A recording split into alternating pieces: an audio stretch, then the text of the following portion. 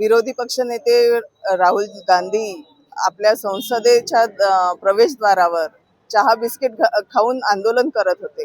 आज आपण बघतोय की देश इतकी प्रगती करत आहे आणि अशा प्रगती करणाऱ्या देशाच्या म्हणजे जी श्रद्धास्थान आहे असं संसद भवन, तिथे काहीतरी कट कारस्थान हे लोक करत असतात आणि देशाची एक प्रतिमा जी चांगली जगभरात होत आहे ती प्रतिमा खराब करण्याचं काम हे विरोधी पक्ष नेते करतायत। त्यांचा विरोध दर्शवण्यासाठी आज आम्ही हे आंदोलन केलेलं आहे।